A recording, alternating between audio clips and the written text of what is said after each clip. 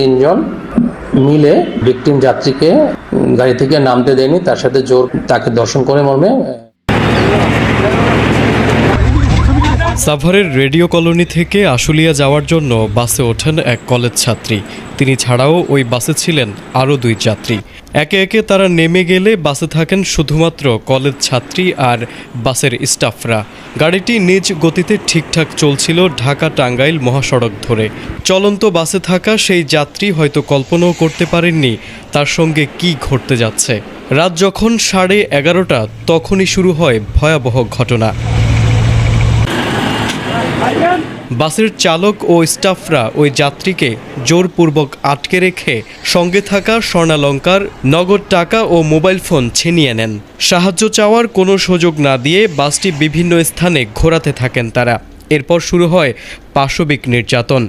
রাতভর দলবদ্ধভাবে ধর্ষণ করা হয় ওই কলেজ ছাত্রীকে। অভিযুক্তরা ওই যাত্রীকে ধর্ষণের পাশাপাশি ভিডিও ধারণ করে বলেও অভিযোগ ওঠে।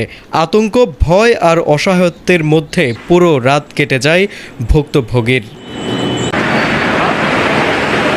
পরদিন বৃহস্পতিবার দুপুরে ঢাকা টাঙ্গাইল মহাসড়কের টাঙ্গাইল সদর উপজেলার করটিয়া আন্ডারপাস এলাকায় বাসটি সন্দেহভাজনভাবে দাঁড়িয়ে থাকতে দেখে হাইওয়ে পুলিশ। জিজ্ঞাসাবাদে বেরিয়ে আসে লোমহর্ষক ঘটনার বিস্তারিত। তাৎক্ষণিকভাবে বাস চালক মোহাম্মদ আলতাফ, হেলপার মোহাম্মদ সাগর ও চালকের সহযোগী মোহাম্মদ রাব্বিকে গ্রেপ্তার করা হয়।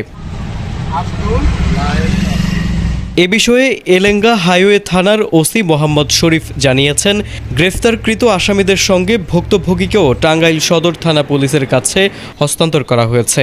এদিকে এই ঘটনা আবারও ঢাকা টাঙ্গাইল মহাসড়কে যাত্রী, বিশেষ করে নারী যাত্রীদের নিরাপত্তা নিয়ে গভীর উদ্বেগ তৈরি করেছে। এর আগেও এই মহাসড়কে চলন্ত বাসে ডাকাতি ও নারী যাত্রীদের হয়রানির অভিযোগ উঠেছিল বলেও জানা গেছে। 3 জন মিলে ভিকটিম যাত্রীকে গাড়ি থেকে নামতে দেয়নি, তার সাথে জোর তাকে ধর্ষণ করে মর্মে ভিকটিম যাত্রীটা অভিযোগ করে এবং পরবর্তীতে সেটা তারা ভিডিও ধারণ করে।